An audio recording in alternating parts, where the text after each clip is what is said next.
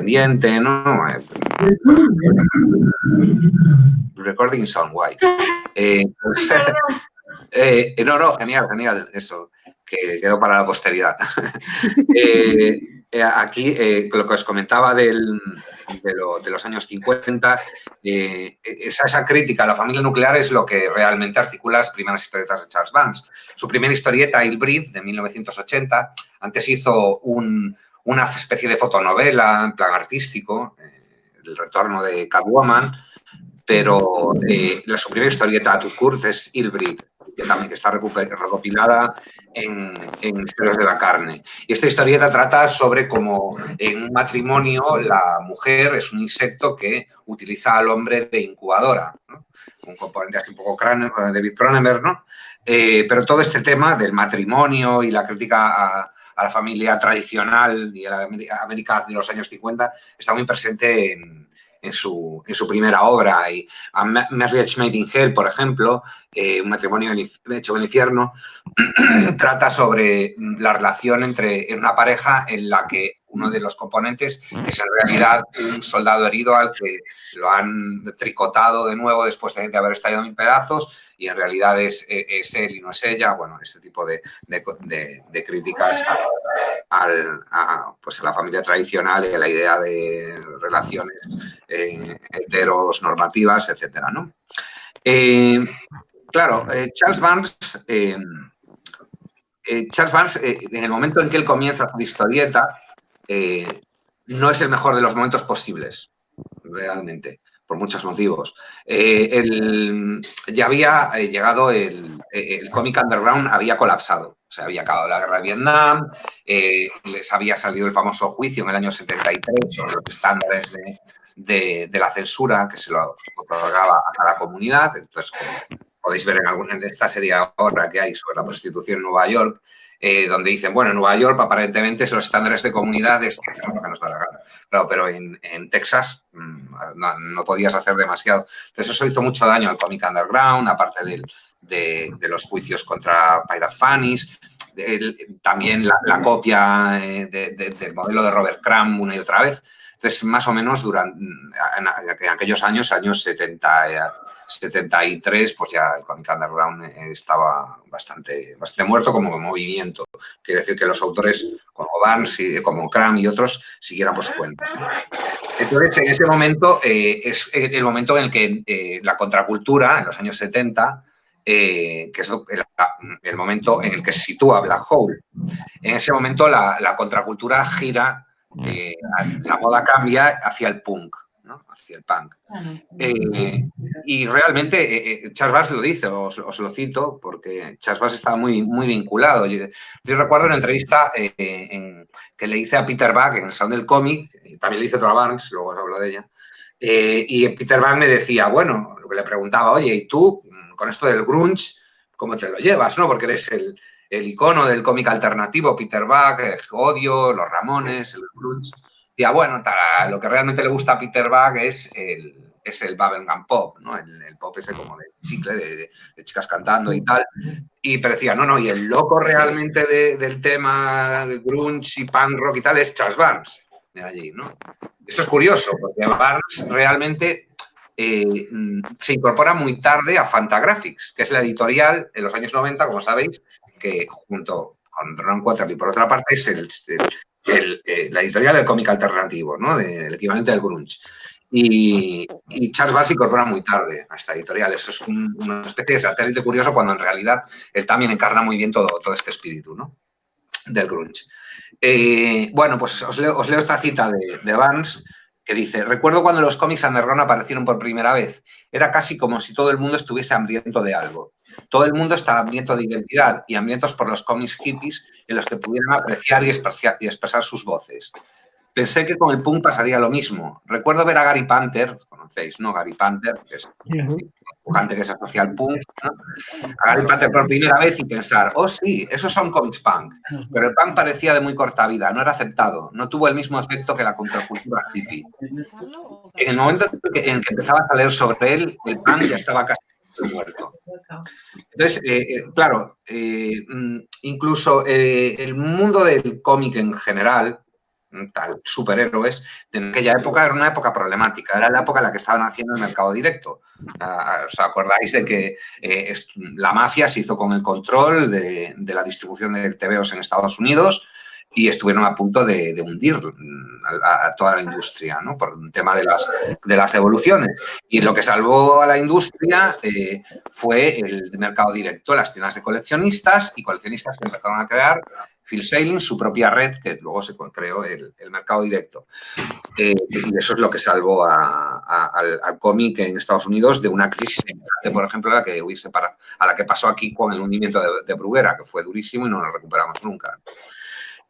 Bueno, en aquel momento es cuando Charles Barnes, como os decía, en el año 80, comienza a hacer historietas y los sitios donde colocar historietas diferentes o alternativas, evidentemente eran más que los años 50, pero tampoco eran tantos, ¿no?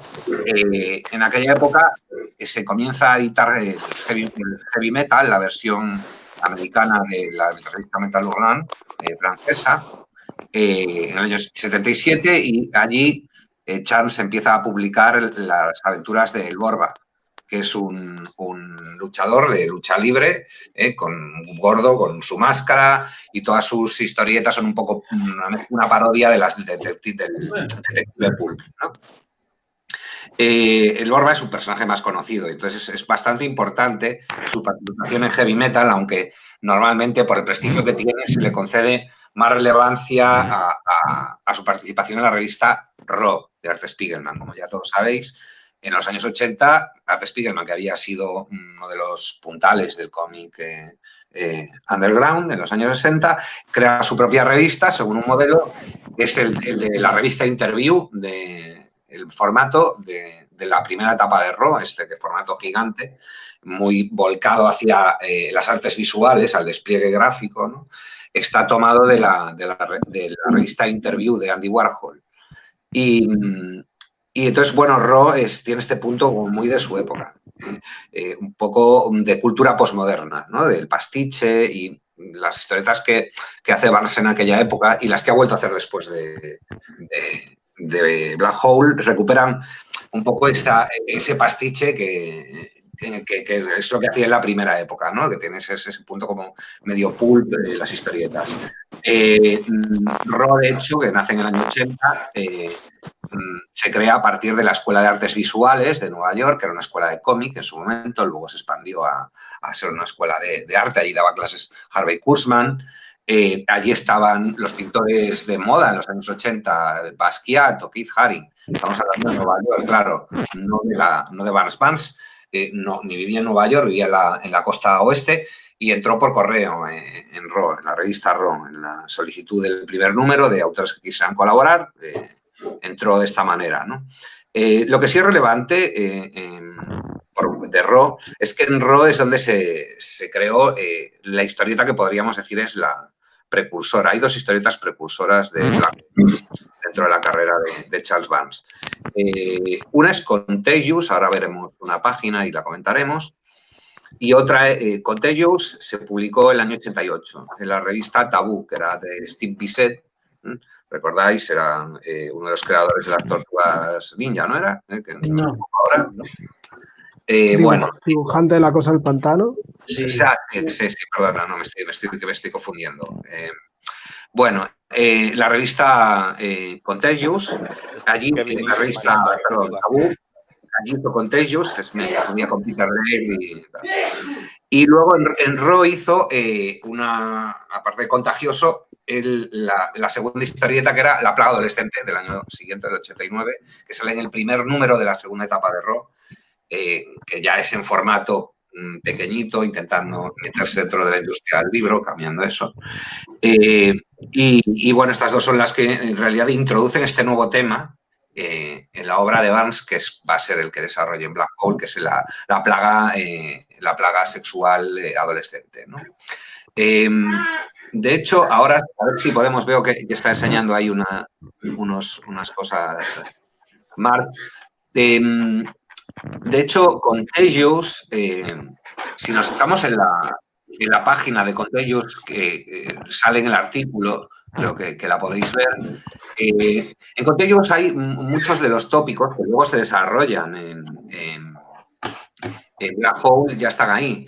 Están los sueños o recuerdos en viñetas ondulantes, que ya no se inauguran en esta historieta, pero están.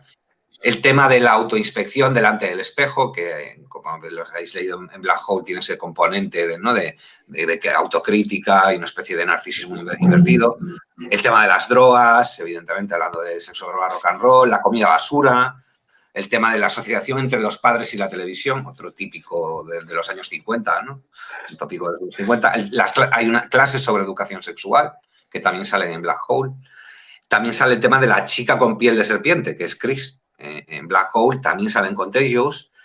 Y lo que no sale en Black Hole, pero sí en Contagious, el síntoma en esta historieta, por el que detectan la infección sexual, se manifiesta a través de una especie de sombra o silueta, como si fuera un herpes, sobre la zona genital con la forma de los dos orejillas, así como de Batman, ¿no?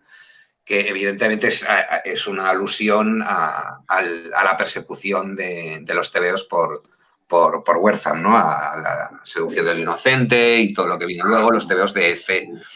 De hecho, Contagious, en la página que se muestra en el artículo, sigue el molde de C. Tutkurt, ¿no? De las primeras páginas, recordáis siempre de sea cual sea la serie de C, comienza siempre con una viñeta grande de situación, con un monólogo interior, entradilla arriba y luego, pues, el título, tal cual, ¿no? Entonces, eso se recupera en Contagious y es su primera etapa, no tanto en Black Hole, es constante la referencia a estos tics, un poco haciendo una especie de tournament, ¿no? O un giro perverso de los cómics de C, de su estructura.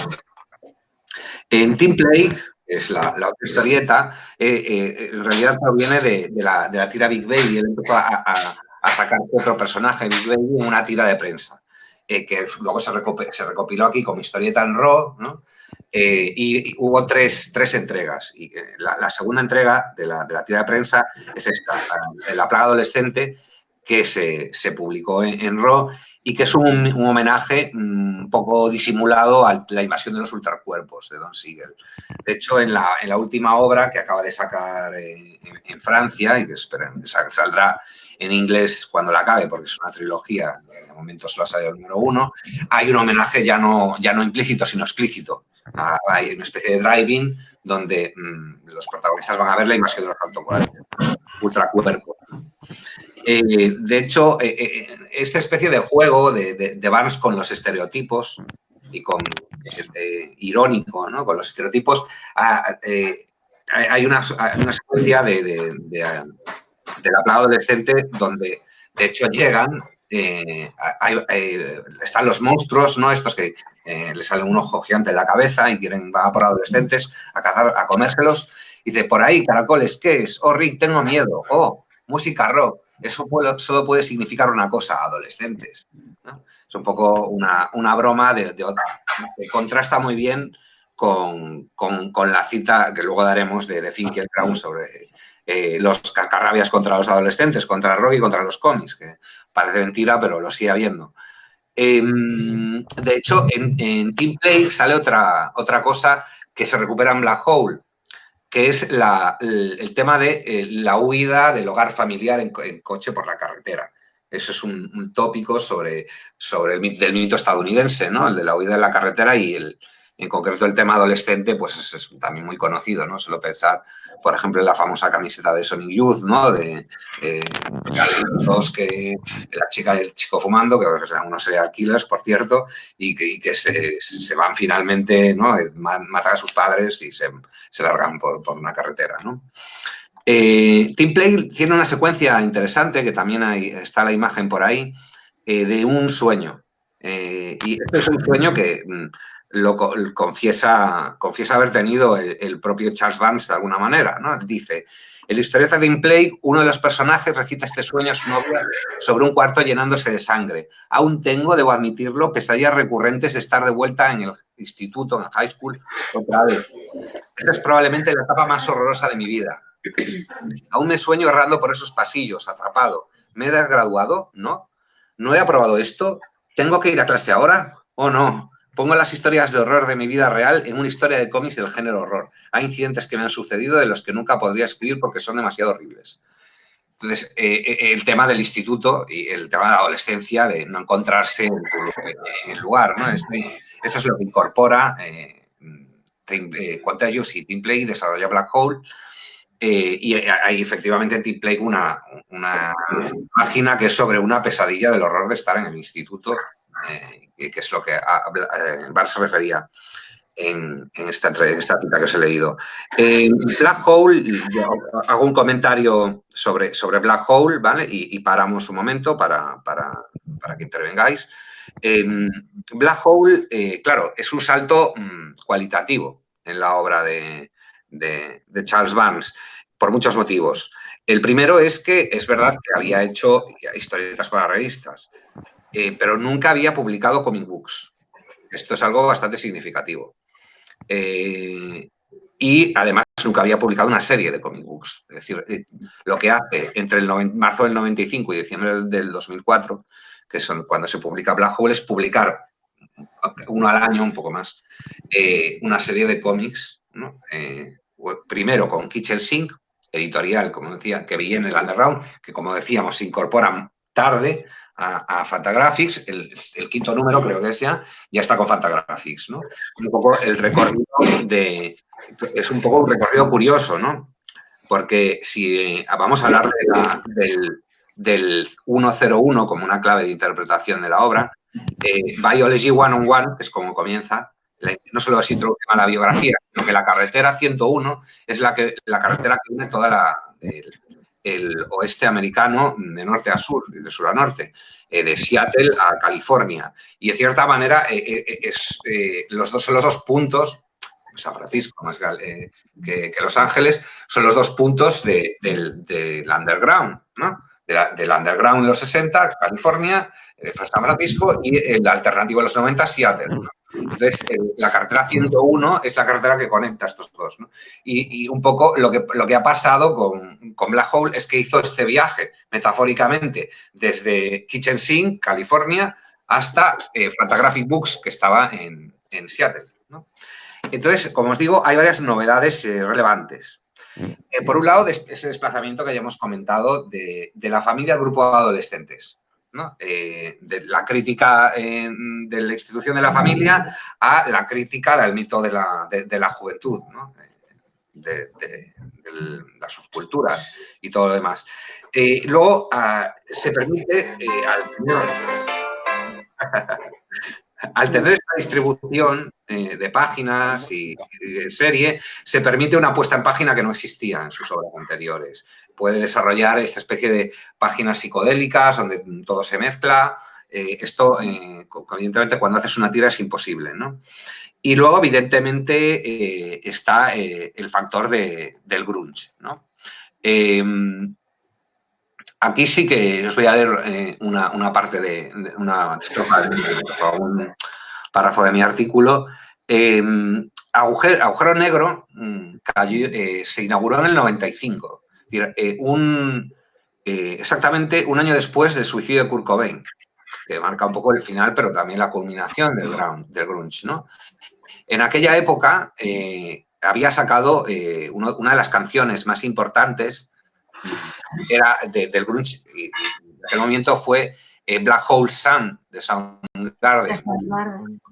¿Sí? Claro, justo sale en el momento en que sale la serie, ¿no? Entonces, vemos que Charles Barnes estaba relacionado, como os he dicho, ¿no? Aquí está Black Hole Sun, ¿no? Para os acordáis de ella, los que no se acuerdan o la conozcan. Un momento. Creo que la oís, ¿no? ¿La oís? Muy, muy lejano. No, lejano. Muy poquito. Vale. Bueno, decir. Vale, perfecto. Vale, no pasa nada. Entonces, Charles Barnes está muy vinculado a uy, eso es muy bueno, ¿no?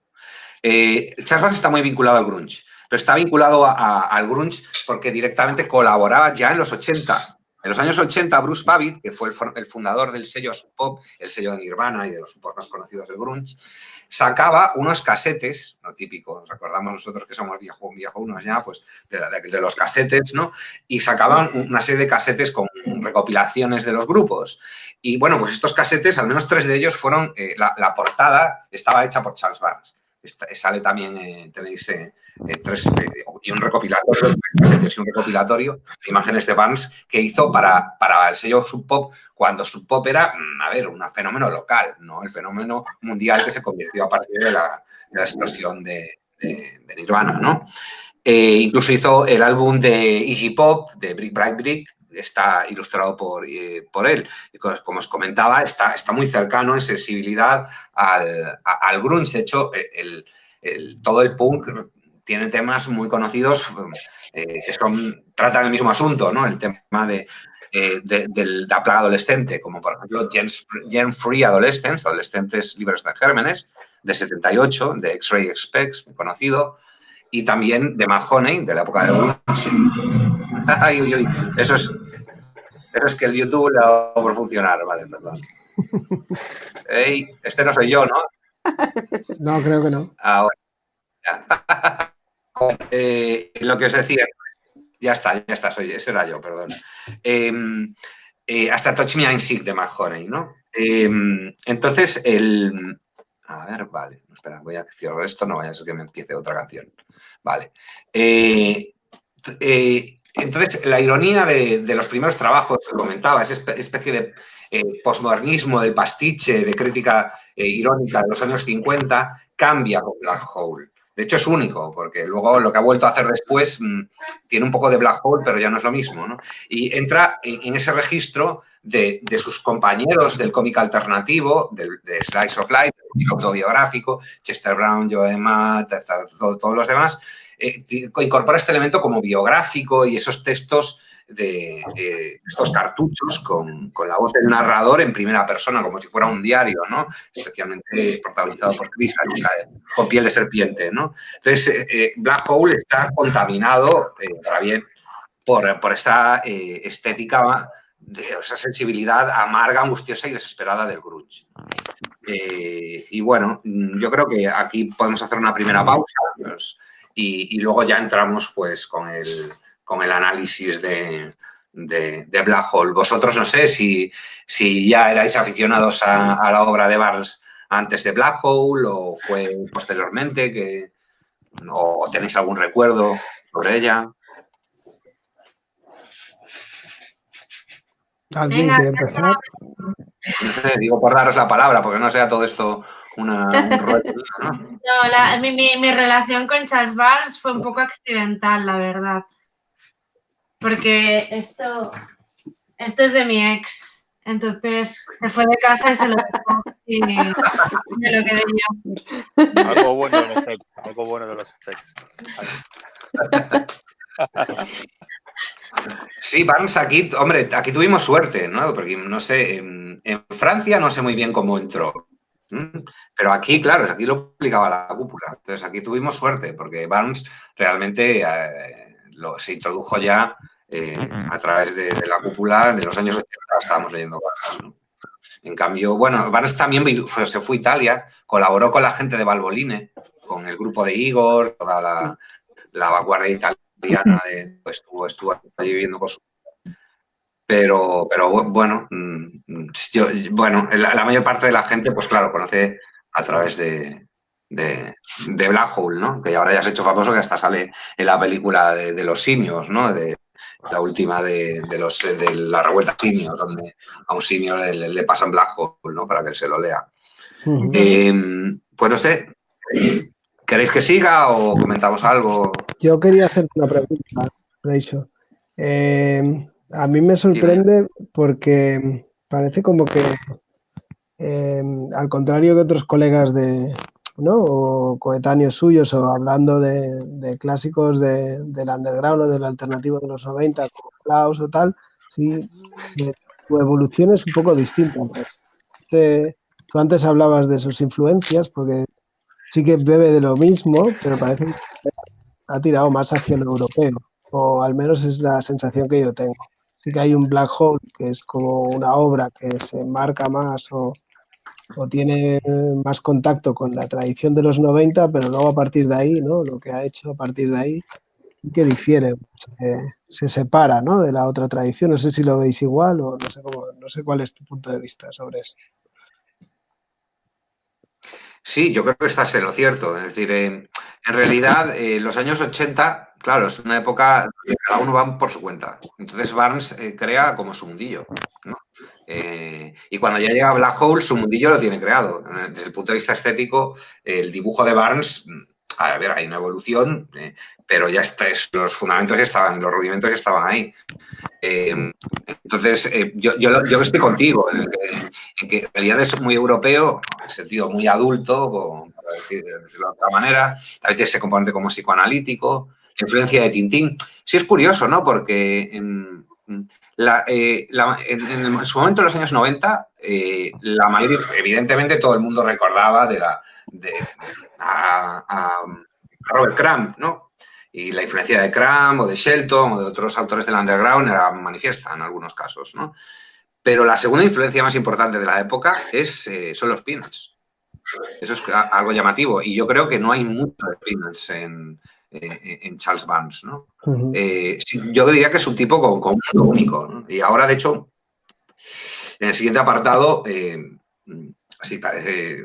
os comentaré lo que yo creo que él no está de acuerdo, por eso se lo pregunté, en lo que tiene de único, su estética.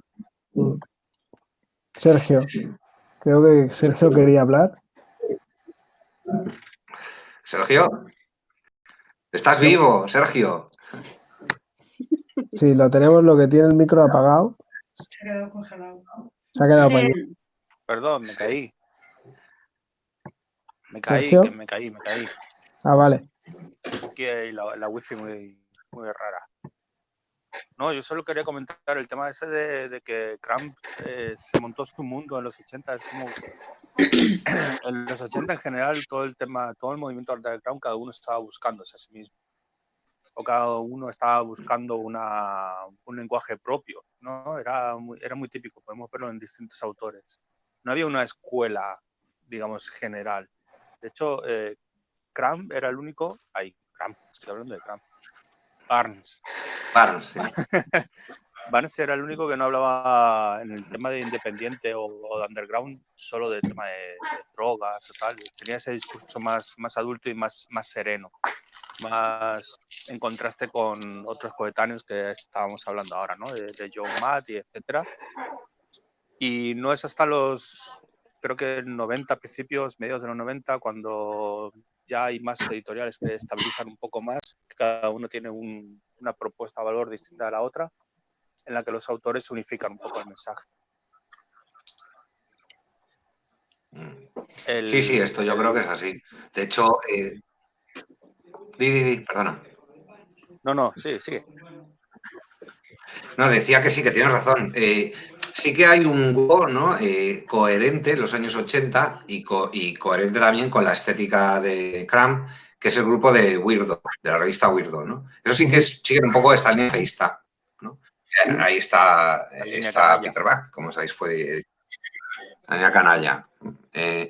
Y en realidad el otro grupo, el que estaba en Raw, es el más heterogéneo. Un poco también por la heterogeneidad de la posmodernidad. De hecho, Chris Ware, que es otro autor de Raw, no tiene nada que ver con la estética de Robert Crumb, ¿no? Aunque lo admire, son muy diferentes. Ahí sí que se ve la influencia de Peanuts, ¿no? Es verdad, se cuestionó alternativo al cual surge en el año 90, con la creación con el paso de Dan Close y de Peter Buck, con la adaptación al formato comic book, con Hay, con Odio y con Equal.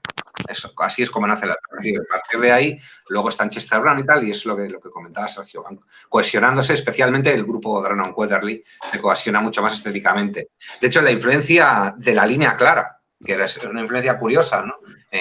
Charles Barnes, que se notaba un poco lateralmente, más bien en la última etapa conceptual, es muy manifiesta en Dan Close. Dan Close bebe muchísimo de la línea clara y se nota. Incluso por aquella época había alguna cosa no muy conocida. Michael Cherkas, un autor de Silent Invasion, lo ves y dices, hostias, esto parece Chalán, ¿no? Porque realmente, pues, un poco de esa estética, ¿no? De europea, la línea clara, que era, pues, como el prestigio, ¿no? Para ellos. Bueno, pues mi opinión, os digo lo que yo pienso que es la clave de la estética Barnes. Y la clave de la estética Barnes es que él es un pionero en el género que Cronenberg desarrolló en el cine, que es lo que los ingleses llaman body horror, ¿no? El horror vinculado con las transformaciones del cuerpo, bueno, todo este universo Cronenberg, que a él no le gusta, por eso pues se lo dije, ¿no? Hace años, cuando lo entrevisté. Ahora os cuento una chorrada personal. Yo llevaba entonces un reloj Swatch que se compraban y me lo había comprado pensando, oye, yo sabía que Gary Panther había sacado un reloj Swatch y creía que era ese, pero no lo sabía. Y fue Charles Vance que me dijo, hombre, ya veo que tienes el Swatch de Gary Panther, ¿no? Y digo, hostia, qué bien. Y el... y entonces, él no le gustaba, él como a todo el mundo le gustaba comparado con el cineasta más intelectualizado, ¿no? Que es David Lynch. Siempre se hacía la asociación de David Lynch y Dan Klaus, ¿no? Y de Cronenberg y con Charles Vance. Yo creo que tiene bastante que ver con Cronenberg. Ya todo por esta elaboración del mundo del terror de la serie B de los años 50, lo que comentábamos antes de la invasión de los ultracuerpos. El tema del body horror en general es un poco de serie B ya en sí, pero se desarrolla bastante en el cómic. También hay una tendencia en el manga bastante fuerte de esto. Desde Akira a Junji Ito, ¿no? A toda la recuperación del Eroguro va un poco también en esa línea, ¿no? Entonces, realmente, si hay que clasificar algún género, creo yo, ¿no? Aparte del Black Hole, aparte del tema romántico, es evidente que hay una referencia y seguramente habrá copiado viñetas enteras de tebeos románticos como los que hicieron Kirby and Company. Si hay que clasificarlo dentro del mundo del terror, está claro que, por un lado, están dentro del body horror, del terror corporal y todo esto, con la mosca, y por otro lado, lo que dota de estructura a la obra no es la parodia del pulp, por ejemplo, que era lo que identificaba a Alborba, ¿no? Esa parodia de las historias de detectives, sino otro género del cine de terror, que es el slasher. El slasher, todos lo conocéis, es el cine de serial killers, de un serial killer que ataca a un grupo de adolescentes. Hay muchos antecedentes esto. Los americanos suelen decir que el primer film de serial killer es Psycho, de Hitchcock. Claro, una obra maestra, quien lo va a discutir. Pero bueno, recordemos que también está M, de Fritzland, el vampiro de Düsseldorf, que también es sobre un serial killer, ¿no? Entonces, bueno, tiene una tradición, hay una tradición del tema serial killer, pero la declinación del slasher, con sus tópicos, realmente quien la acaba de clavar es Wes Craven, ¿no? Con Freddy Krueger y, bueno, luego en los 90 ya con la especie de versión postmoderna que es Scream. Y está lleno de tópicos machistas realmente este género, ¿no? Como el tema de la final girl, la última chica que hay que matar y que se salva, ¿no? O la Scream Queen, la reina de los gritos, ¿no? Charles Vance no recoge esto, pero es eso, ¿no? Este componente machista, pero sí esta estructura de intriga, aparte de la trama romántica del principio, la segunda parte ya tira más hacia el tema del serial killer, ¿no? En el caso de Barnes, yo creo que él toca un elemento clave de la historieta, ¿no? Todo este tema del body horror, de las transformaciones físicas, psíquicas de los personajes, ¿no? Es un tema también típico de los superhéroes, ¿no? Los superhéroes de la Marvel y el tormento adolescente, muy conocido, este topicazo también, ¿no?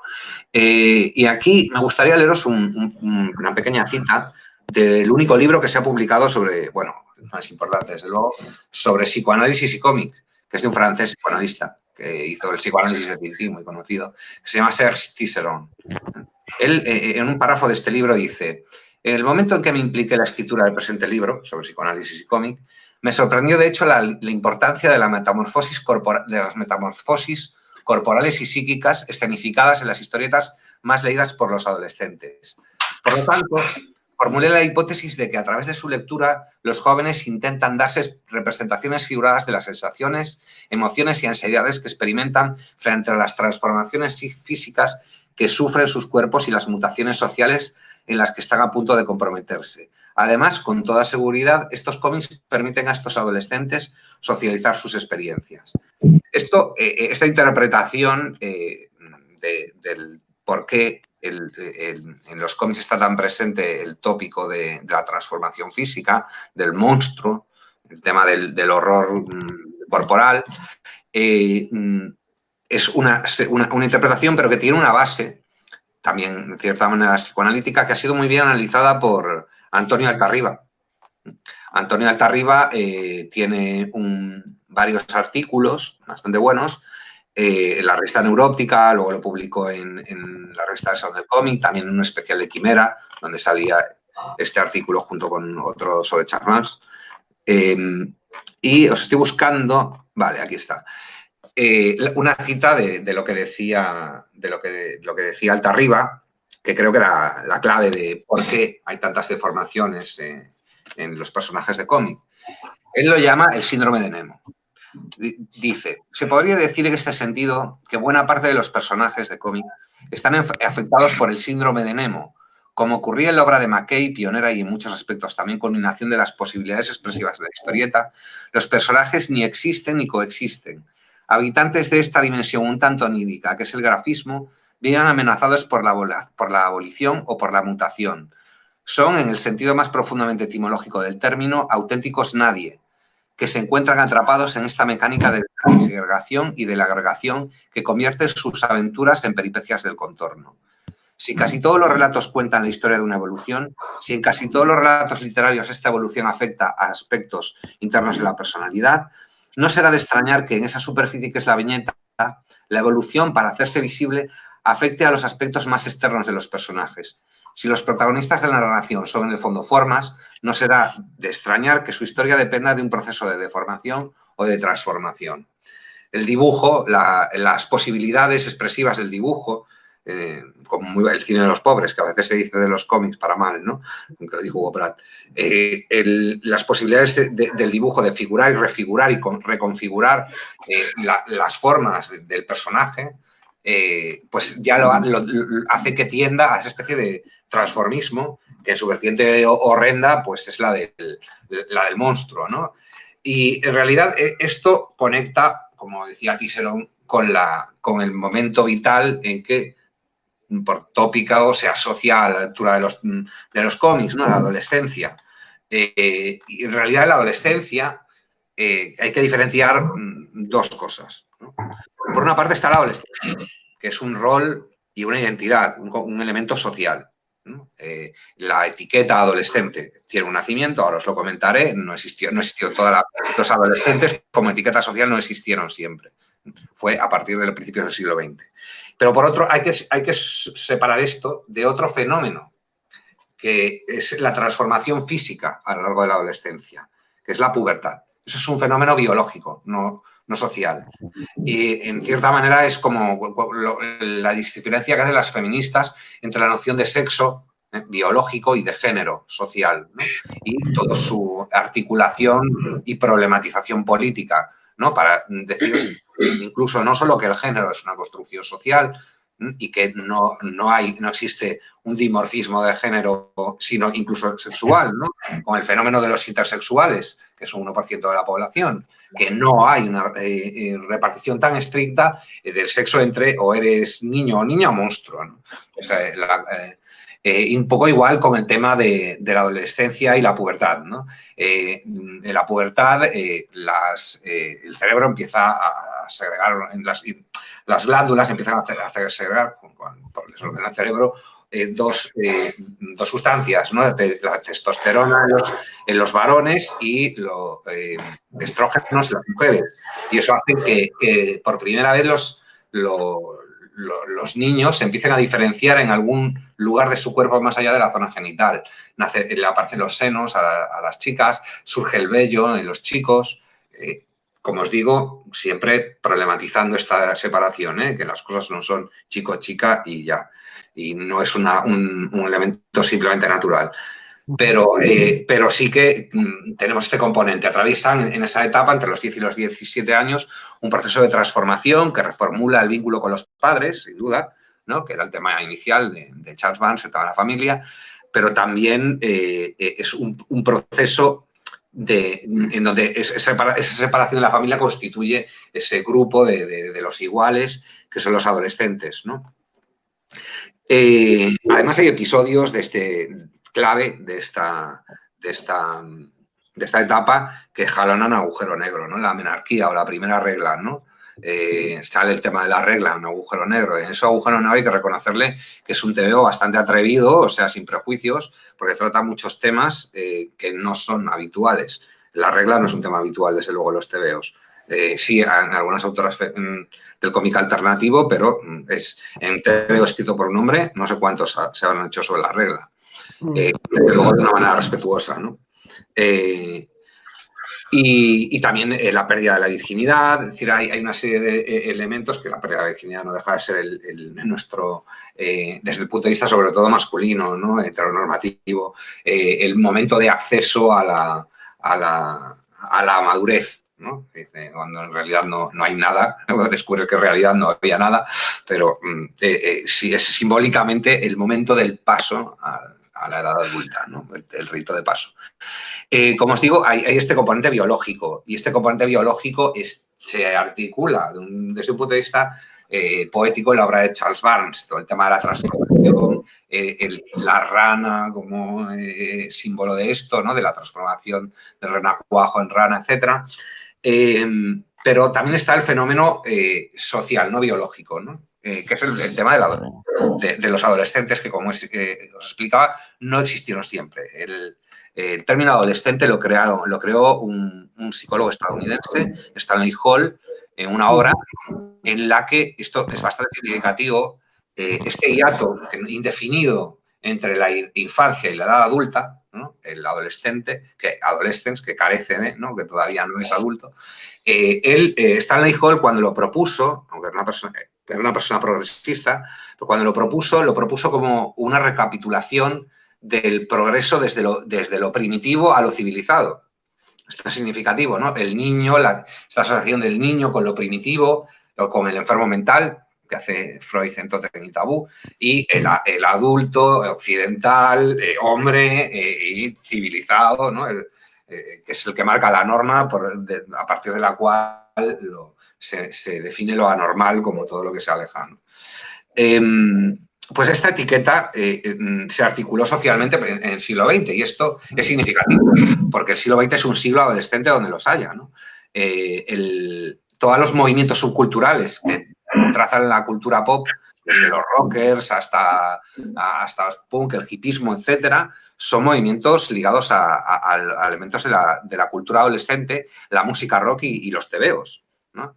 De hecho, la persecución a los tebeos, como os comentaba, tiene mucho que ver con todo esto, ¿no? Barnes ya lo dice, y esta especie de visión de abuelo cascarrabias, en el fondo bastante injusta, ¿no? Dicha por un hombre un privilegiado, en el fondo, ¿no? Un hombre occidental, blanco, de clase media, con todas las etiquetas, ¿no? Como es Alan Finkielkraut, es un pensador de los años 80, un poco todólogo, ¿vale? Pero os leo una frase para que veáis. Esto es un libro publicado por Anagrama que vendió muchísimo en los años 80. Dice, en un momento, protegidos de la influencia familiar por la institución escolar y del ascendiente de los profesores por el grupo de los iguales, los jóvenes han podido edificar un mundo propio, espejo invertido de los valores circundantes, relajamiento del yin contra convenciones indumentarias, historieta contra literatura, no se olvidan de nosotros, música rock contra expresión verbal, la cultura joven. Esta antiescuela afirma su fuerza y su autonomía desde los años 60, el principio de todos los males para los carcas, ya lo sabemos. La vida, guiada por el pensamiento, cede suavemente su lugar al terrible y ridículo cara a cara del fanático y del zombi, ¿no? O esta visión como ridícula y apocalíptica de abuelo cebolleta, totalmente, ¿no? Es la típica crítica carga a las subculturas, a lo que no entienden, y Barnes, evidentemente, y el punk, ¿no? Todas las subculturas lo que hacen es, sí, somos lo que decís, efectivamente, somos unos punks, ¿no? Que es como nos llamáis, pues nos apropiamos de eso y elaboramos culturalmente es nuestra diferencia. Esto es lo que hace realmente en Agujero Negro, de una manera problematizándolo, ¿no? De hecho, en Agujero Negro sí que Barnes, en el momento en que empezó a hacer su tira Baby, empezaba a entrar todo el discurso de lo políticamente. ¿Sí? ¿Está todo bien? ¿Sí? Sí, vale. Digo que cuando empezó la tira Big Baby, empezaba a entrar el discurso de lo políticamente correcto en Norteamérica. Como sabéis, fue una apropiación del filósofo Jacques Derrida, le insistían, oiga, esto que hace usted de la deconstrucción, ¿cómo se traduce políticamente? Y su traducción política fue el lenguaje políticamente correcto en Norteamérica, ¿no? Y esto, tanto por el lenguaje políticamente correcto como por los temas que se tratan. A Charles Barnes le criticaron mucho y también le critican en Agujero Negro que el grupo de adolescentes sean blancos de clase media, por ejemplo, que no haya ningún negro. Esto se le criticaba mucho. Si bien es cierto, y Charles Barnes se escuda, yo creo que justamente, diciendo, bueno, yo estoy explicando algo que tiene que ver con mi biografía personal en el Seattle de los años 70. Entonces, allí yo me relacionaba con este grupo, ¿no? Esto, de cierta manera, bueno, también lo justifica como el blanco como factor diferencial, ¿no? El white trash. Pero si bien todas estas críticas son justas, hay que tener en cuenta un elemento importante, el tema del adolescente, ¿no? Como él rompe o problematiza la relación sexual, ¿no? Heterosexual normativa, como hay una especie de androginia, muy típica también de los adolescentes, en la que los otros, hay un momento en el que están follando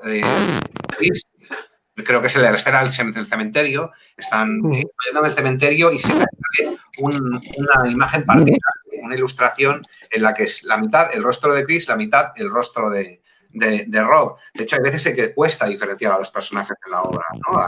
Por ejemplo, a los chicos, a Rob de Keith, ¿no? A veces no se los diferencia. Entonces, hay este punto como que todo es un poco lo mismo. Y también con las chicas, ¿no? Hay ese componente como que ves como una problematización de la diferencia sexual. Bueno, de hecho es una parodia respecto a los tópicos de los cómics románticos, ¿no? Bueno, hecho este comentario, no sé si podemos hacer una pausa un momento y si preguntáis algo y luego seguimos con esto. Sí, yo a raíz de lo que has dicho y un poco, sí que tiene un punto de muy moderno Barnes o de adelantado a su tiempo, porque una de las temáticas que abundan hoy en día en el cómic independiente o en el nuevo underground o lo que es el cómic de autor, sobre todo en los últimos años, es todo el tema del género líquido y esta ansia o esta crítica social o esta incapacidad por adaptarnos a un sistema que nos expulsa, ¿no? Y él tiene este punto que tú hablabas, ¿no? Ese punk de No Future. Y sí que lo mantiene y que esto lo vincula con autores tan modernos como Michael DeForge o gente que trabaja ahora el cómic autoral y que son muchas autoras donde trabajan este tema de la incapacidad de adaptarse a este sistema, ¿no? Postcapitalista y todo el tema de la androginia, ¿no? de lo queer o de lo que va más allá de todo esto, ¿no? Y sí que esto le da como un punto mucho más moderno. No sé si... Y también es un autor que ha quedado como fuera de juego, ¿no? Está como en tierra de nadie. Por eso también, no sé, es la sensación que uno tiene. No sé si esto es compartido o cómo lo veis el resto.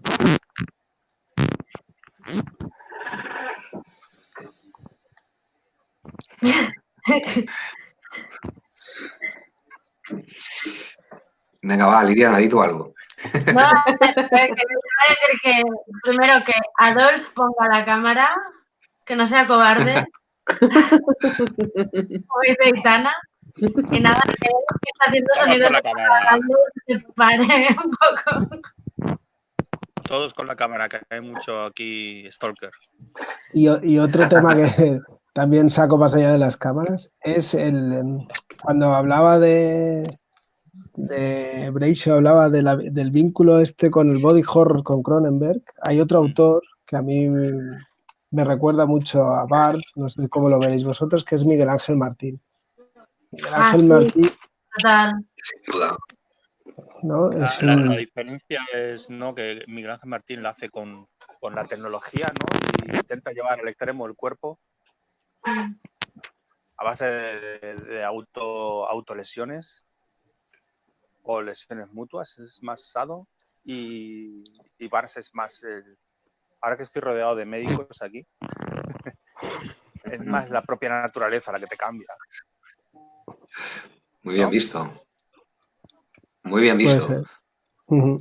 Muy bien visto. Estoy totalmente de acuerdo, ¿no? Miguel Ángel Martín tira por la ciencia ficción y por lo tanto la tecnología y la cultura, en cierta manera, la tecne, y el Barnes tira por el horror y lo biológico, ¿no?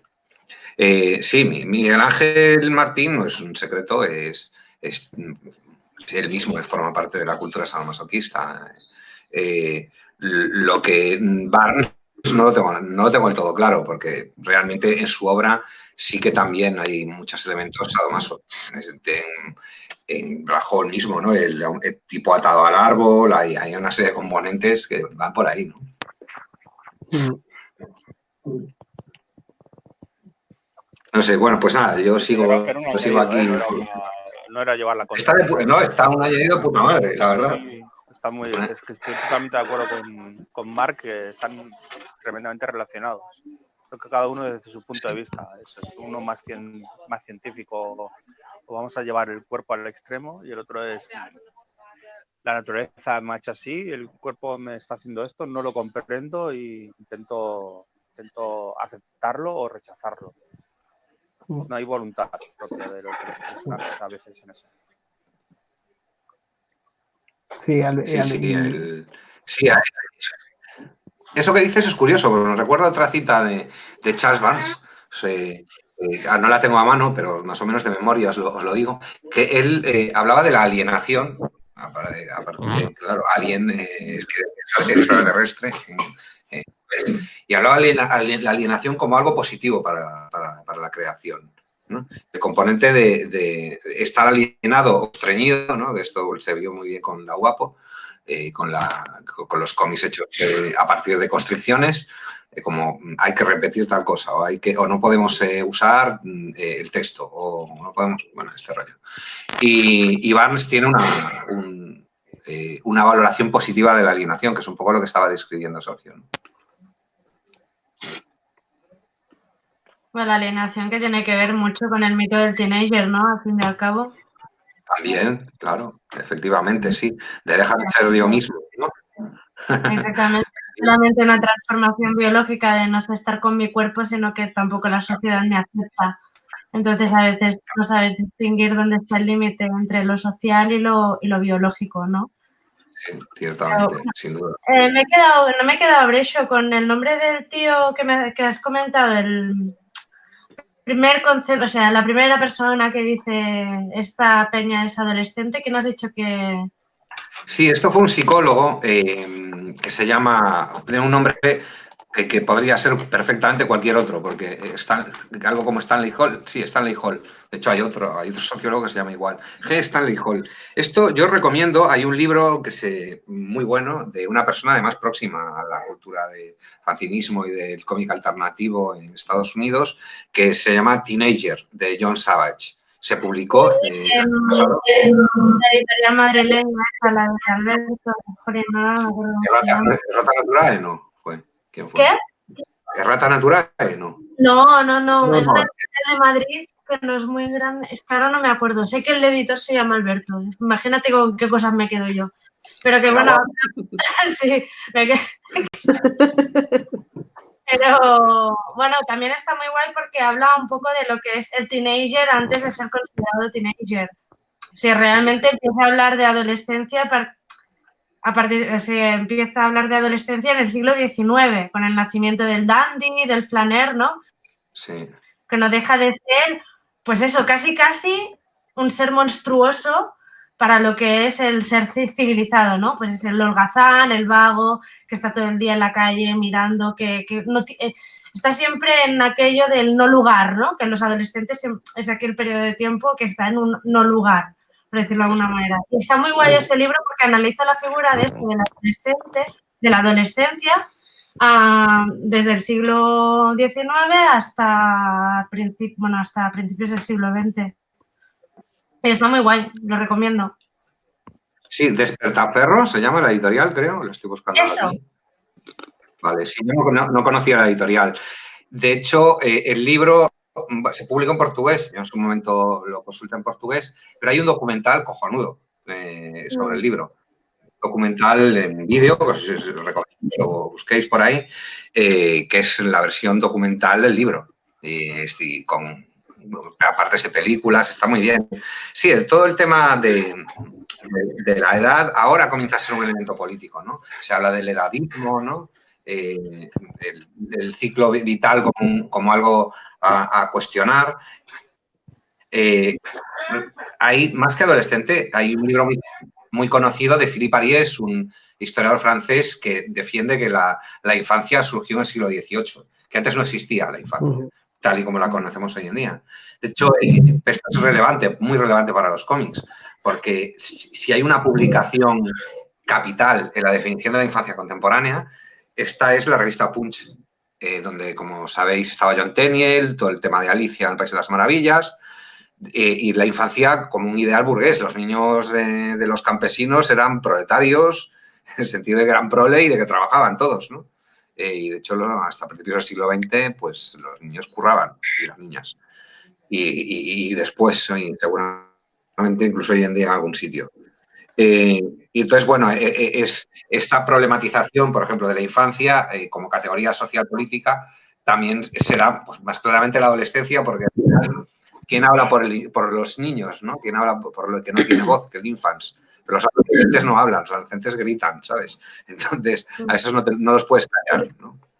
Y en cierta manera eso es lo que trata Charles Vance. Todo el tema, lo veremos, ¿no? Del contrato social, en el fondo, el paso de la primitivo y la infancia a lo civilizado, lo adulto, es un tema de Vance.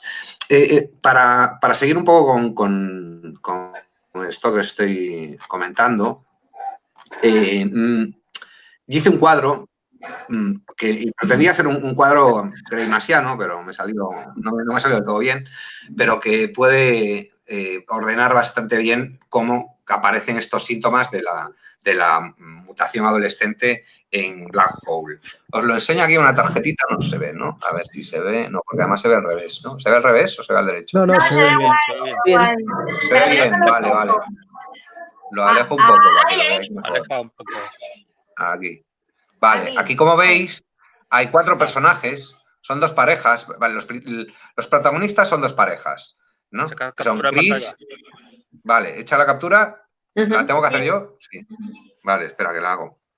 A ver, Concho. En móvil se ve más vertical y cortado. Voy. Un momento, recording, no. Esto. Tira frutas, will like to speech, no. Espera. A ver. ¿Sí? No, este eres tú, no. A ver, espera. Este soy yo. Jolín, ahora. Vale. Bueno. No, pero se ve como de móvil, ¿no? Vale. Oye, a mí se me ve al revés, no sé a vosotros. No, se ve bien. Bueno, vale, pues bueno, lo explico. El caso es que... Si quieres los demás, puedes mantenerlo. Soy el único que lo ve mal porque estoy en móvil. Bueno, a mí me sale al revés. Os lo comento. En Black Hole los protagonistas son 2 parejas. El protagonista chico principal es Keith, ¿no? que liga o le gusta la chica con la que empieza en la clase de química, que es Chris.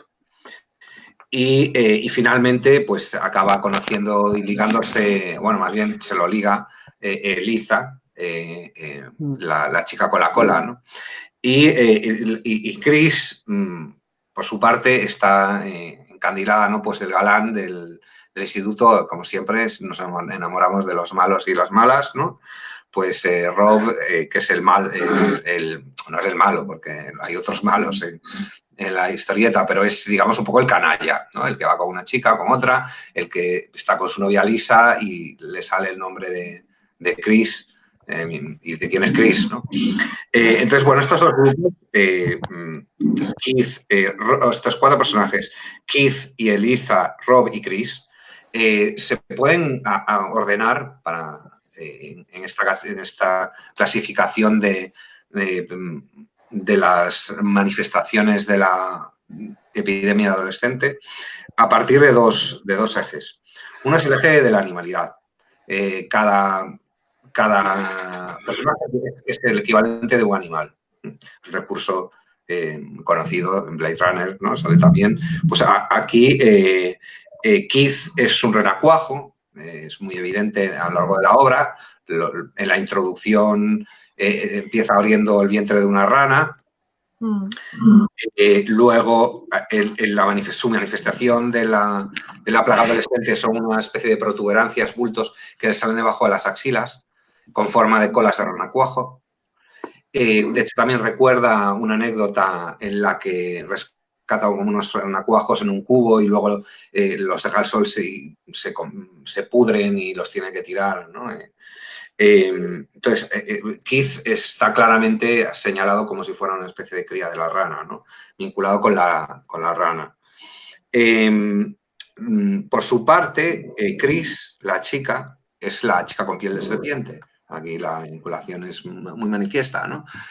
Claro, el tópico pues es el de Adán y Eva, ¿no? La mujer, sabéis que en realidad antes de Eva, en las primeras versiones de la Biblia, hoy no es la oficial, pero bueno, antes de Eva había otra mujer que se llamaba Lilith, que las posteriores versiones se transforma en la serpiente y es la que incita a comer la manzana a Adán, ¿no? Entonces hay este estereotipo, ¿no? de la mujer y la serpiente, pero más bien, aparte de esto, ¿no? El tema del pecado y tal, hay el componente del vínculo entre la serpiente y la medicina, ¿no? Es muy conocido, ¿no? Como el símbolo de la vara de Escolapio o la copa de Higia, ¿no? De hecho, en una contraportada de Black Hole, de los cómics, sale ella rodeada de una serpiente, que no es el símbolo de ETA, sino en este caso pues es el símbolo de la medicina. El caso de los bultos de Keith y el tema de la rana. Claro, la rana, aparte de conexiones alquímicas que pueda tener, que no va muy lejos, ¿no? Sí que sugiere pues, todo este proceso, casi encarna todo este proceso de transformación, de mutación personal. Y además, como anfibio, conecta el agua con la tierra, que recapitula de esta manera el progreso evolutivo de los seres, ¿no? De todas las especies. Y en el caso de Chris, que identificada con la serpiente, como ya digo, hay este componente femenino de la serpiente y también sale ligada con la luna, con la menstruación. Ella está claramente vinculada al agua a lo largo de todo el tebeo, ¿no? Los baños amnióticos, estos que se dan, ¿no? Entonces, incluso más que a la sangre, más que a la regla, ¿no? De hecho, lo que os comentaba de Lilith, que se convirtió en la serpiente, luego posteriormente en Grecia hubo una versión del vampiro, la versión griega de los vampiros, que eran las lamias, también están vinculados con todo esto, ¿no? Con el tema de la serpiente, ¿no? Entonces, es un poco como la asociación con los vampiros, ¿no? Este vínculo animal, ¿no? Que también está en Eliza y en Chris, En Chris, perdón, que también está en Bob y en Rob y en Eliza. Eliza es la chica con la cola de lagarto. La cola de lagarto, uno pues puede pensar, coño, es un atavismo, ¿no? Es algo como una regresión a una fase anterior en la que todavía teníamos cola, ¿no? Nuestros antepasados muy remotos. Pero en realidad es evidente que en un cuerpo de mujer esa cola con contenido sexual explícito remite un poco a una manera freudiana un poco barata al falo, ¿no? Al pene del hombre en un cuerpo de mujer, ¿no? Hay otro componente de problematización de la diferencia sexual, ¿no? De hecho, ella se asocia con el lagarto, la asocian, en castellano funciona igual, ¿no? Mejor que en inglés, ¿no? Con King Lizard, esto es una canción de los Doors, ¿no? Y ella es la reina lagarta. Y lagarta, ¿no? Esa idea, ese término que también se utiliza despectivamente en castellano, ¿no? Cuando finalmente Keith, el protagonista de la historieta, acaba pudiendo acostarse con Eliza, que lo interrumpen varias veces hasta que al final se consuma, ¿no? Hay un momento en el que al estar follando con Eliza, en la posición como del perrito, le dice, cógeme la cola, ¿no? Porque la cola se le mueve y le molesta. Y dice, ostra, ¿qué hago? ¿Qué hago? Es que no sé qué hacer, tengo la cola por aquí, cógemela. Entonces, él coge la cola, ¿no? Como si fuera un joystick, y se le rompe la cola. Se le hace clac y se le rompe, como si fuera una lagartija, de hecho, ¿no? Que se le puede separar la cola. Y ella le dice, no te preocupes, volverá a crecer, ¿no? Ahí está claramente, ¿no? Hay una mención al miedo a la castración, ¿no? Y cómo Elisa lo tranquiliza, ¿no? Dice, tranquilo, no pasa nada, ¿no? No soy la lagarta que te están diciendo, ¿no? Y luego, por último, está Chris. Por último está Rob, que es un lío todo de los nombres y las caras. Rob es el guaperas, ¿no? El ligón. Este tiene su síntoma. Su síntoma es una boca, ¿no? Es una boca en el cuello, que se la tapa para que no se la descubran, y en algún momento de la historieta se vincula a una boca de un pez, como de un pececillo, ¿no? La boca de Rob, claro, ya por contraposición con Chris, ¿no? Ya más allá del tema animal, donde hay un renacuajo, Keith, un lagarto, o lagarta, Eliza, una serpiente, que es Chris, la chica serpiente, y un pez que sería Bob, y por lo tanto tenemos que los chicos son del mundo acuático, por así decir. Keith es un renacuajo que está entre el agua y la tierra, y las chicas son del mundo de la tierra, donde Eliza es un lagarto y Chris una serpiente, son reptiles ambos, ¿no? Aparte de eso, hay el componente, como ya ha quedado manifiesto en el caso de Eliza, sexual, de una sexualidad perversa, un poco lo que comentábamos respecto de esa creencia de Charles Vance por el elemento BDSM, sadomaso, ¿no? Si bien es un pene, claramente, en la cola de Eliza, en un cuerpo de una mujer, la boca, en el caso de Rob, es una especie de herida, es como un componente vaginal, ¿no? Y de hecho es esta aparición de los órganos sexuales desplazados de su lugar normal, aparte de otro género, ¿no? Es casi la definición freudiana de la perversión, ¿no? Tut court. Y este otro elemento, ¿no? Nos hace darnos cuenta de que hay dos tipos de manifestaciones sexuales del problema de la plaga. Uno, que son las protuberancias, que es la que tiene Eliza en la cola, o la que tiene Keith con las protuberancias que le salen en forma de cola renacuajo, y otras que son las heridas, que es la boca de pez de Rob y la herida en la superficie de la piel que se le va despegando constantemente en Chris, ¿no? Entonces ahí hay estos dos, creo que, ejes interpretativos respecto de los síntomas de la plaga adolescente. La boca de Rob, aparte de ser una vagina, en cierta manera, es una especie de portavoz del inconsciente. Singularmente de lo que los psicoanalistas denominan la segunda tópica de Freud, el superyo, ¿no? El superyo censor, castrador, de hecho, vagina castradora, ¿no? Hay a lo largo de la historieta, esta boca, que tiene la dentadura, jadea cuando Rob está follando, se pone a jadear y mientras duerme se pone a hablar. De hecho, ahora lo veremos, lo que dice. Y estos episodios delatan esta función de vagina castradora y de portavoz del inconsciente a través de los deslices lingüísticos, un tema psicoanalítico por excelencia. Ahora os cito de un artículo, ¿vale?, sobre Charles Barnes. No se han hecho muchos artículos, desgraciadamente, sobre Black Hole, pero bueno, hay unos 10 o así que están bastante bien. Y en este caso dice en este artículo: su boca extra habla en 3 ocasiones durante el libro. 2 veces en el sueño poscoital y una mientras es golpeado hasta morir por Rick. La primera vez que habla de esta boca está en la cama con Lisa, con la novia. Rob está con Lisa, su novia, y sueña con Chris, la otra chica con la que ha hecho el amor en el cementerio, ¿no? Y pronuncia estas palabras en voz alta: lo siento, Chris, de verdad que lo siento. ¿A quién se lo está diciendo, no? Lisa, su novia, se despierta llorando y exige que él le diga quién es Chris.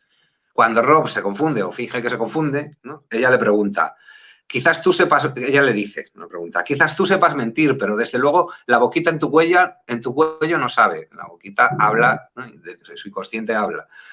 Luego, cuando Chris y Rob duermen bajo las estrellas junto al océano, al final, que parece que puede funcionar aquello, ella se despierta y escucha decirle a la boca: no saldrá bien, no durará, es imposible, no saldremos con vida, no saldrá bien. Y al final, cuando en los últimos momentos de la vida de Rob, cuando Rick, ya lo veremos, este personaje, lo mata con una tubería, él dice: Chris, siento que no funcionará, lo siento. Entonces, está claro, ¿no?, la función como voz del inconsciente de esta vagina castradora que tiene en el cuello Rob, ¿no? Bueno, más allá de este reparto un poco de los personajes,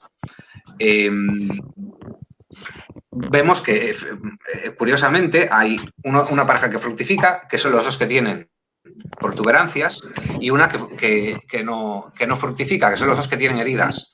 Esto, bueno, quizás se puede hacer una lectura, ya no va a ir más allá, pero bueno, es significativo apuntarlo.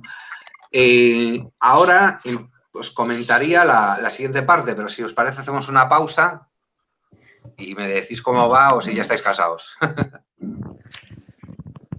No, supongo que ahora, Breixo, ya comento yo, queda esta parte interesante, ¿no? Porque el artículo te lo encargaron también para el especial este de medicina gráfica. Entonces está el tema este de que tú hablas o la vinculación de estas heridas con lo que es otro de los temas de agujero negro, ¿no?, que son las enfermedades de la enfermedad. No sé si es este el bloque al que te quieres dedicar ahora, pero yo sí que me parece una parte interesante de la reflexión que tú haces en el artículo.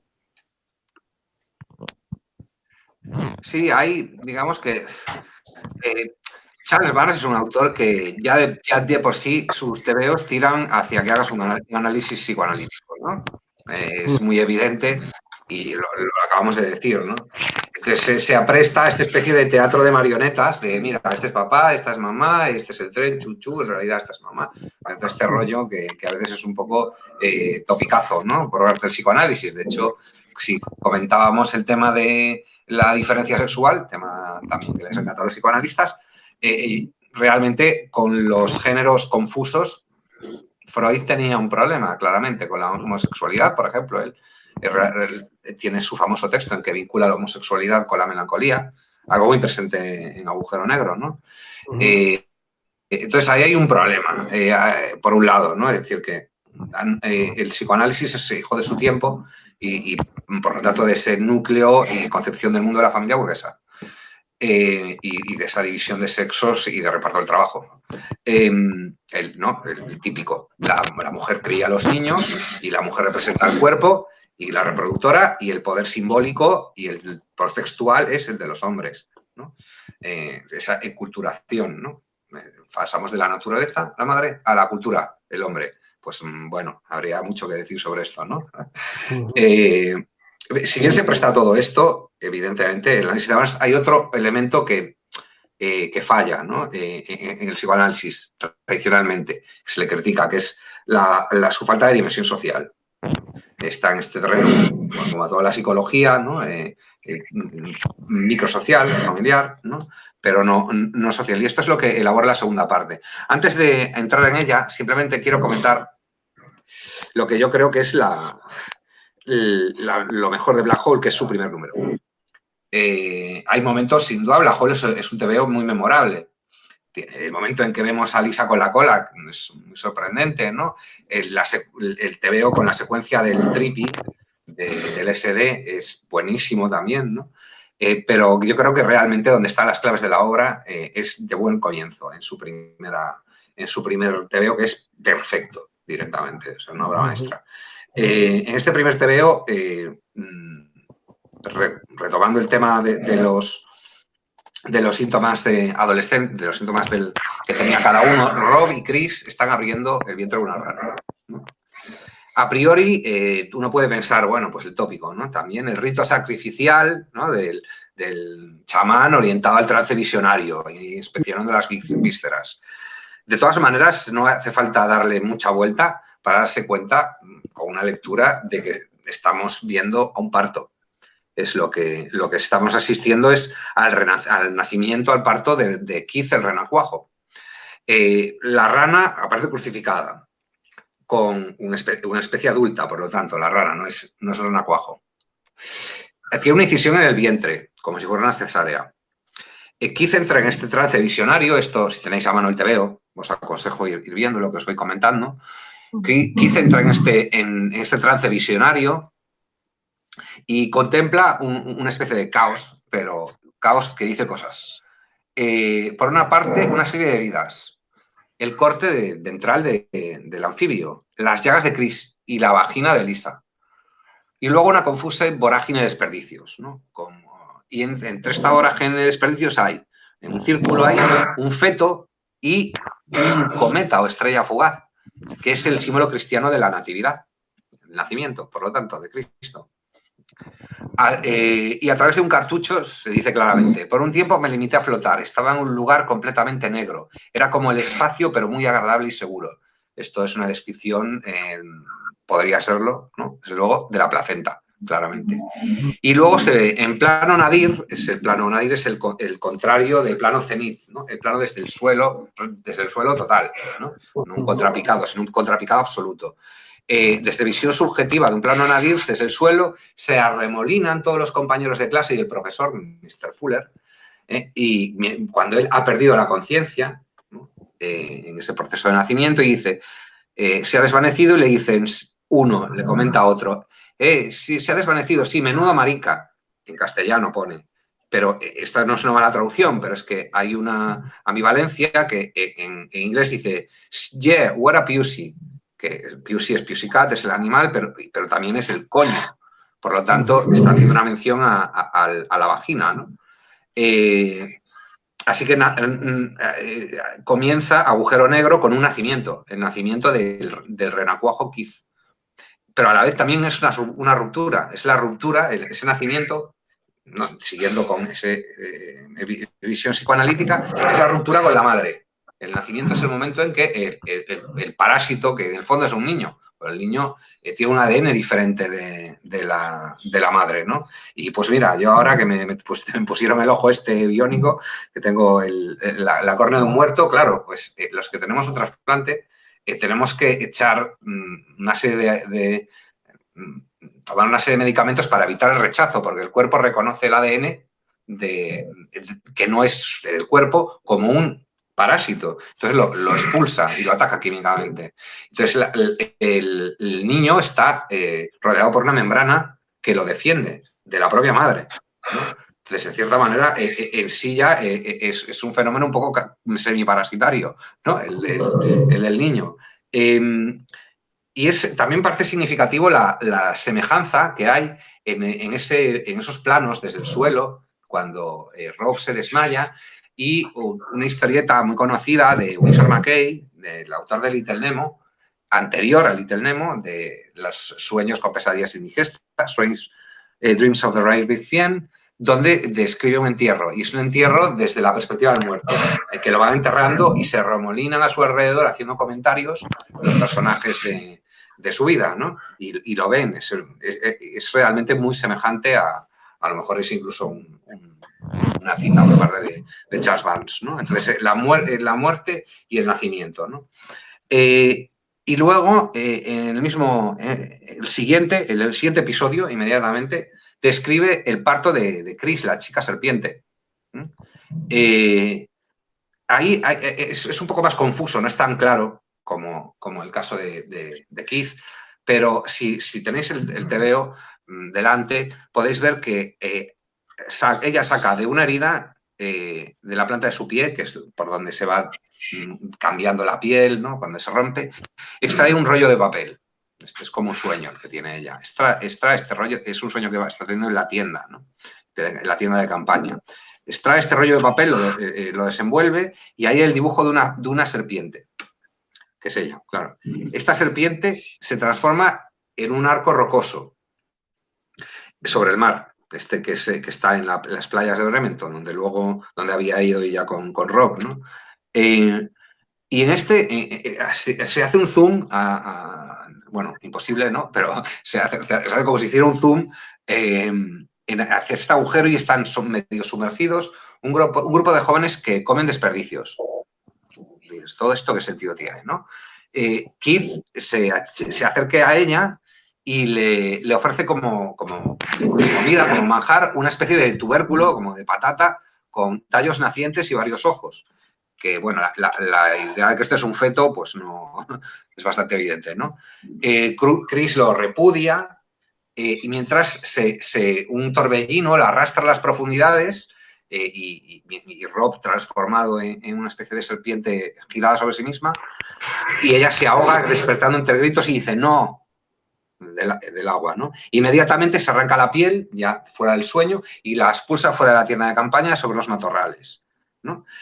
Vale, esto que puede ser una especie de delirio, ¿no? Que lo es, de hecho, un sueño, tiene, yo creo que Julia Kristeva, a la cual se acude mucho, se acudía mucho en el feminismo de la época cuando Charles Barnes hacía el psicoanálisis feminista, de la época de Black Hole, que tiene toda esta teoría que se puso muy de moda por aquella época con los artistas británicos de la Saatchi Gallery, ¿no? La teoría de lo abyecto, ¿no? Y en su libro sobre lo abyecto, no está mal, la verdad, es un buen libro, Julia Kristeva, os le haré una cita en la que habla sobre el tema del Levítico y la impureza de la lepra. Y ella dice, los capítulos 13 y 14 del Levítico sitúan la impureza en la lepra, tumor de la piel, ataque a la envoltura que garantice la integridad corporal, herida en la superficie visible, presentable. La evocación del cuerpo materno y del parto inducen la imagen del nacimiento como un acto de expulsión violenta por el cual el cuerpo naciente se arranca a las sustancias del interior materno. Y de estas sustancias, la piel sigue llevando las huellas persecutorias y amenazadoras, a través de las cuales el fantasma del cuerpo, nacido, oprimido en una placenta que ya no es nutricia, sino devastadora, se encuentra con la realidad de la lepra. Ahí esto aclara bastantes elementos del sueño, aparte de ese nacimiento a través del agujero, el feto, el nacer entre desperdicios, el elemento de quitarse la piel, es como quitarte la placenta, que es como si te envolviera y la que te tienes que deshacer, ¿no? De hecho, hay varias indicaciones después en el cómic que van muy claramente, anclan y definen este mensaje, ¿no? Luego, de esto, Chris está enfrente de un lago ahí pensando en Rob, como siempre, con un vaso de cerveza. En el vaso de cerveza hay una vaca lechera. La vaca lechera parece decir, ¿no? Como en Alicia en el País de las Maravillas, cómeme, eso piensa ella. ¿Y qué tiene que comer? La leche que es el alimento de la madre, el primer sustento, ¿no? Luego, es la leche, ¿no? Este alimento materno parece medio disfrazado cuando Lisa le prepara un sándwich a Keith, la otra pareja, y le da el sándwich, está muy, muy rico. El sándwich que, por cierto, ella adereza con una salsa que se llama Miracle Whip, látigo milagroso, que es un poco lo que tiene ella, ¿no? La cola milagrosa. Pues cuando le da este sándwich, ella le dice, es el tipo de comida que tomas de niño. ¿No? ¿Qué tipo de comida tomas de niño? Que te centra y te hace poner los pies en la tierra. ¿Entiendes lo que quiero decir? Es una referencia, evidentemente, a la comida y a la madre. Y en el campamento de los apestados, cuando todos se reúnen, como veremos, todos los apestados de la enfermedad y los deformados se reúnen en un campamento de la ciudad, ellos echan echan de menos una comida, los huevos, que en castellano que significa los testículos, pero en inglés significa los ovarios, ¿no? Este es un elemento constante, el tema de la comida en Black Hole. También a través desde el otro lado del tracto digestivo, desde los desperdicios. Como vemos a esta gente comiendo desperdicios en el sueño de Chris, ¿no? La comida basura, los gusanitos, aperitivos, hay un momento que están colocados los dos amigos cuando van a una casa de un camello, Todd y Dee, los amigos de Keith están colocados y empiezan a decir en su colocón que si los gusanitos estos naranjas son excrementos de los alienígenas del planeta Xeno, ¿no? También son excrementos, y están comiendo excrementos, ¿no? Y hay este componente como claramente de psicoanálisis vinculado pues a la madre, ¿no? y a este tema, el tracto digestivo. De hecho, Planeta Xeno, esto es curioso, Planeta Xeno es como le iba a denominar, se denomina así el segundo comic book de Black Hole, pero Planeta Xeno es como le iba a denominar a la siguiente historieta de Big Baby, que nunca hizo, y que fue Black Hole, en realidad, ¿no? Charles Vance. Así, bueno, ya paro con digo una cosa de Lisa y paramos un momento, y si os apetece, continuamos con la sociedad, o si no, lo hacemos aquí. Lisa, la reina lagarta, es realmente la protagonista, a mi juicio, la protagonista principal de la obra. Y es la madre, ¿no? Que toda esta melancolía en la que están inmersos todos los personajes de Black Hole, que es un tema típico también del grunge, aparte de la regla, típico tema de las Riot Girls, toda esta melancolía en la que Chris, ese momento en el que se ve el espejo y dice que soy un monstruo, todo esto, realmente, ¿qué es lo que añora esa melancolía?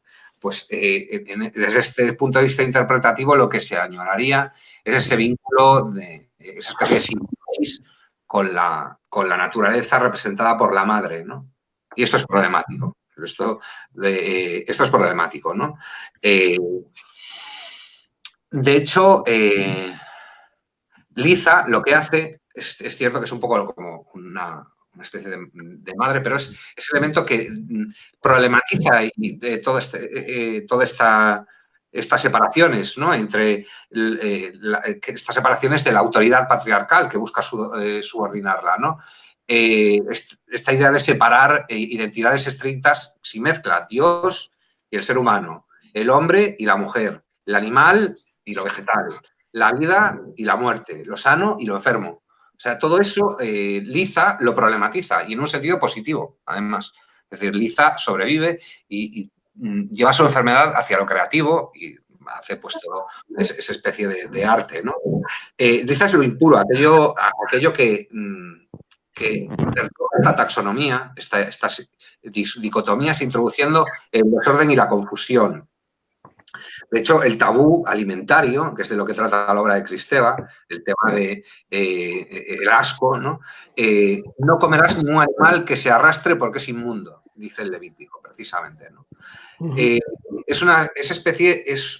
Esa marca es el momento de la introducción, según el psicoanálisis, del padre, de la autoridad simbólica, que marca una separación de la diosa madre naturaleza arcaica, ¿no?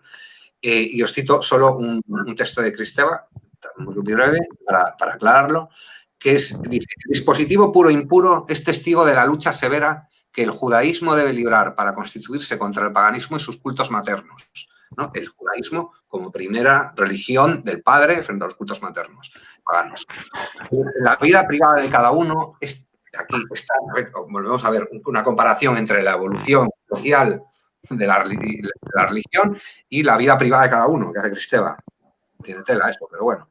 La idea privada de cada uno, este dispositivo guía el filo de la lucha que cada sujeto debe librar a lo largo de su historia personal para separarse, es decir, para llegar a ser sujeto hablante y o sujeto de la ley. Quiere decir esto, separarse de la madre y entrar en el universo simbólico del padre. Evidentemente, esto hay que hacer una crítica feminista y queer a esta visión del padre, la madre, la pobreza, el peligro. Esto es un problema porque realmente no se sabe realmente qué es lo prohibido y qué es lo abyecto. Una cosa es abyecta, una cosa es asquerosa porque está prohibida o está prohibida porque es asquerosa. Puedes estar dando vueltas a este tipo de círculos recurrentemente, ¿no? Pero sobre todo, lo que trato ya en la última parte es la relación de Black Hole con un ámbito social, no ya psicoanalítico, que cuestiona la idea de que la mujer sea una especie de sustituto de la naturaleza o de representación de la naturaleza y que propone un vínculo nuevo con la naturaleza que no sea el de la representación, la mujer, la posesión, la apropiación y la nostalgia, ¿no? En el caso de la madre. Simplemente os indico que esta última parte, si nos da tiempo lo hacemos, si no, no, está traída a partir de dos pensadores. El tema es la idea de la inmunidad. Dos filósofos, una feminista muy conocida, Donna Haraway, hizo Manifiesto Cyborg, donde precisamente rompe con toda la idea clásica del feminismo de la madre diosa en favor de la mujer cyborg, la mujer como cyborg, y que en este libro lo que trata es el tema del sistema inmune, en gran manera, ¿no? Que es el elemento de Black Hole, el tema del SIDA, que está indirectamente planeando, ¿no? Constantemente. De hecho, es la enfermedad de la época por la que se sitúa Black Hole, que todavía no estaba detectada, ¿no?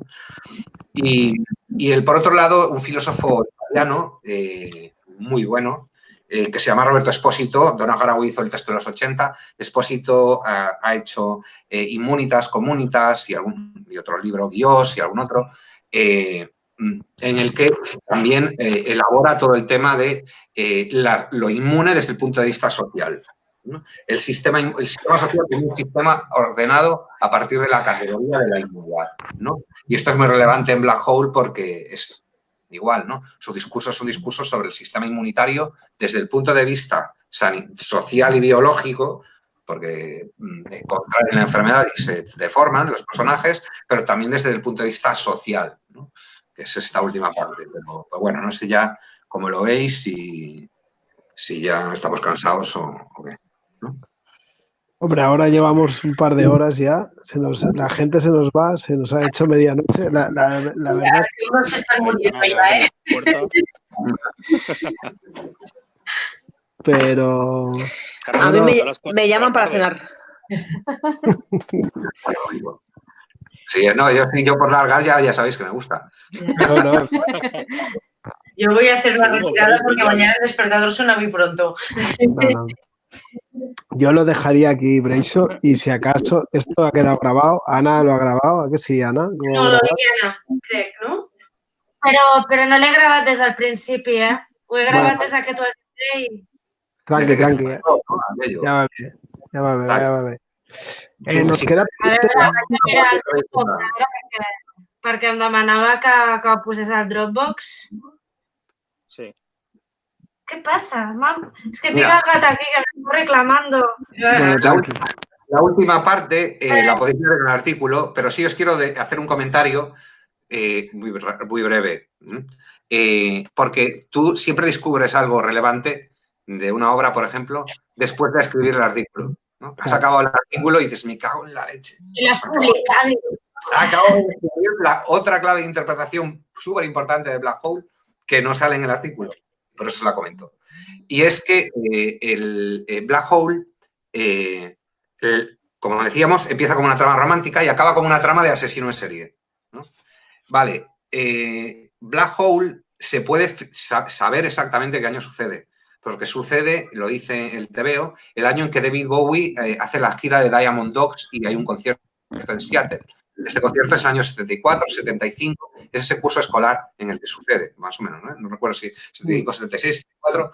Bueno, pues poco después de eso, como cualquier ser humano en cuarentena y sin ella ver series, salió una serie bastante conocida sobre Ted Bundy, el asesino en serie de Seattle. Y efectivamente, el asesino en serie, porque Black Hole tiene un componente autobiográfico, el asesino en serie que aterrorizó Seattle y que cambió la vida cotidiana de Seattle en ese año fue Ted Bundy. Y la desaparición de la gente era Ted Bundy.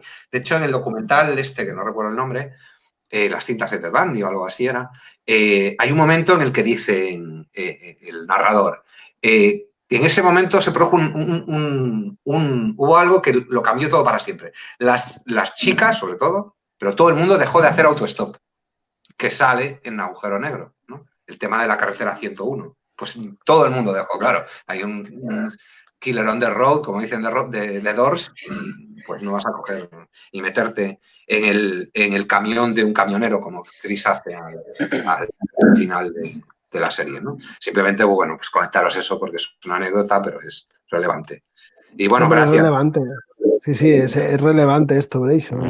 Le da otra lectura al cómic, ¿no? Claro, claro. Sí, o sea, claro.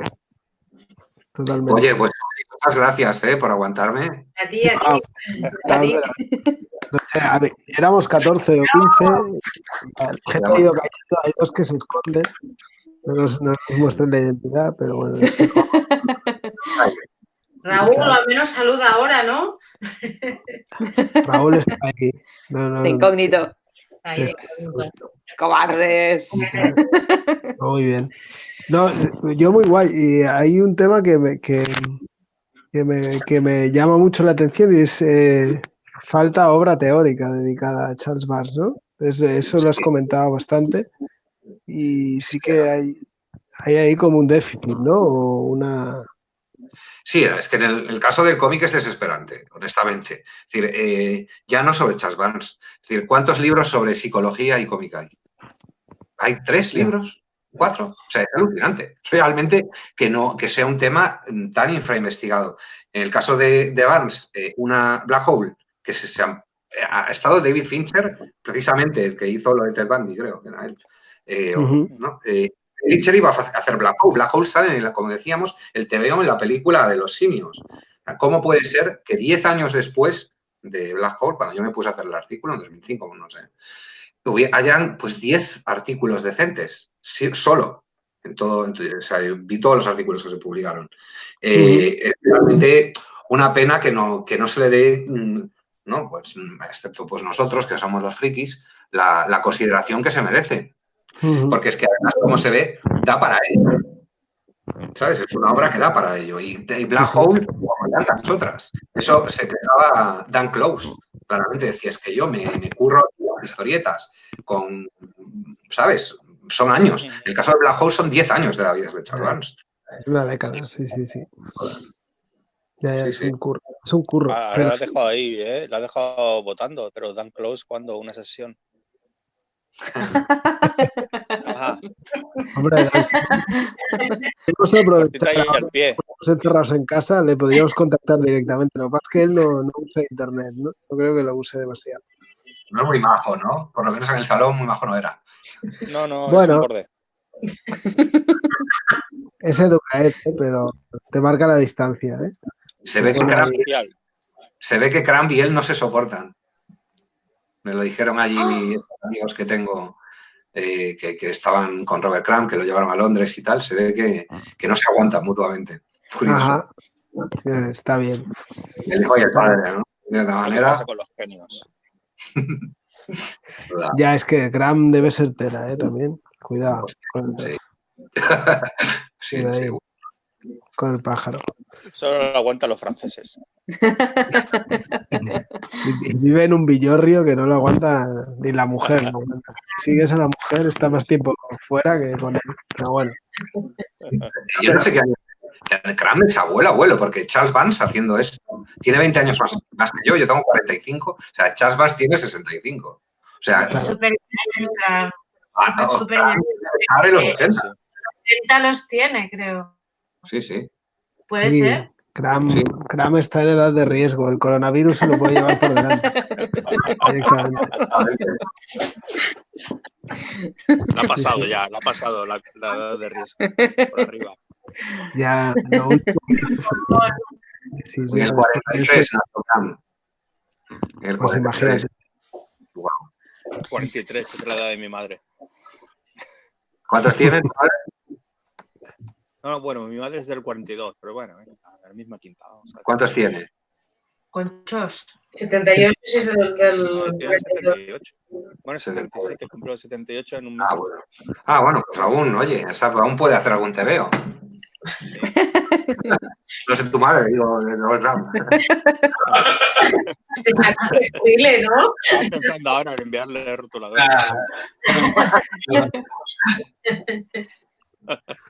Pero bueno, ha estado muy bien, Grayson. Oh, Gracias. guay. Mola porque Muy genial. Gracias a vosotros. La verdad es que creo que Brayson se ha quedado a la mitad de todo lo que podíamos decir, ¿no? De esta No, obra. bueno, es que toda la otra parte que además os libráis porque es la parte más filo así pesadilla. Así que la leéis en el artículo si os apetece. No perdés. No, es una obra que tiene muchísimas lecturas y joder, que nos quedamos cortos. Igual lo que digamos de esto. Sí. Es brutal.